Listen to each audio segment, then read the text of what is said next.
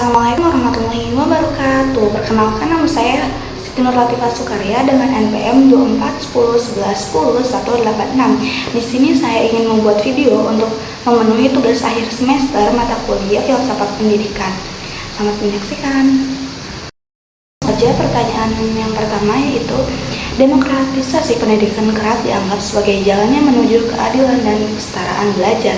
Analisislah bagaimana prinsip-prinsip demokratisasi pendidikan dapat diterapkan dalam konteks pembelajaran pendidikan agama Islam di sekolah umum.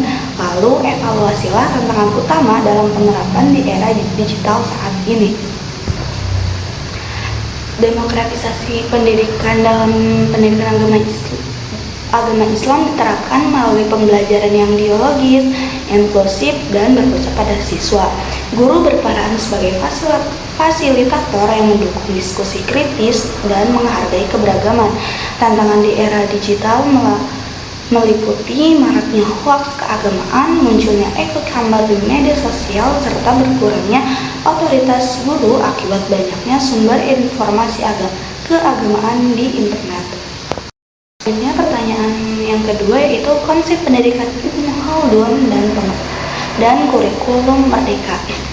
Ibnu Khaldun menekankan pendidikan yang bertahap sesuai kemampuan peserta didik dan berorientasi pada pembentukan adab.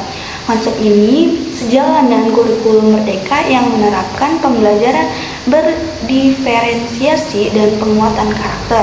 Nah, dalam praktiknya ini pembelajaran dilakukan secara bertahap, memperhatikan kemampuan siswa dan menanamkan akhlak dalam setiap proses pembelajaran.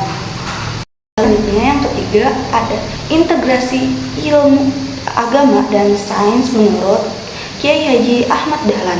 Nah, menurut Kiai Haji Ahmad Dahlan ini memandang agama dan sains sebagai dua unsur yang saling melengkapi. Integrasi keduanya membantu mengatasi dekadensi moral dengan menjadikan ajaran agama lebih rasional dan relevan. Nah, pembelajaran dapat dilakukan dengan menghubungkan materi sains seperti kesehatan dengan nilai-nilai Islam dan dalil-dalil agama. Selanjutnya yang keempat itu akhlak dan tawadu menurut Kiai Haji Hasyim Asy'ari.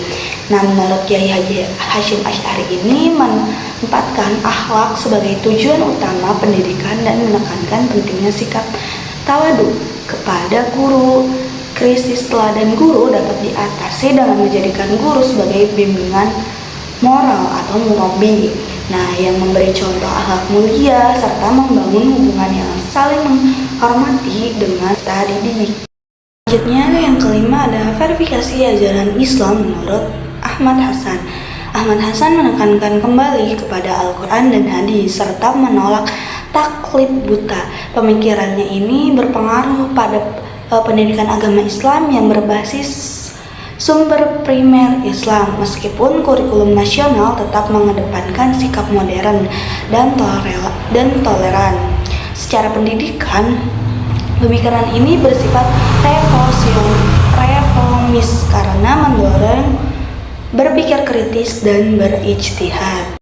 Selanjutnya, ontologi, epistemologi, dan aksiologi pendidikan Islam. Ontologi membahas hakikat manusia sebagai hamba dan khalifah Allah.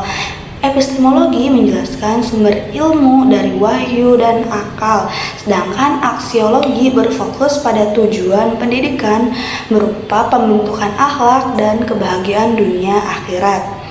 Ketiganya menjadi dasar penyusunan visi dan misi pendidikan Islam yang integratif. Selanjutnya yang ketujuh, konsep takdim menurut Syed Naqib Al-Atas. Al-Atas menegaskan bahwa pendidikan tidak hanya transfer ilmu atau taklim, tetapi juga pemahaman adab, ta'dib dalam pembelajaran, tujuan dan kegiatan, dan penilaian harus memperhatikan aspek adab dan pembentukan karakter, sehingga tidak hanya menghasilkan siswa yang cerdas, tetapi juga berakhlak mulia. Islamisasi ilmu pengetahuan menurut Ismail Roji Al-Faruqi. Al-Faruqi mengusulkan integrasi ilmu modern dengan nilai-nilai Islam melalui konsep Islamisasi ilmu dalam pembelajaran disipliner melalui ilmu sosial dan ekonomi, dipadukan dengan ajaran Islam seperti zakat dan keadilan sosial, sehingga ilmu pengetahuan tidak hanya bersifat teoritis tetapi juga membawa kemaslahatan bagi masyarakat. Cukup sekian, lebihnya mohon dimaafkan. Wabillahi taufiq wal hidayah. Wassalamualaikum warahmatullahi wabarakatuh.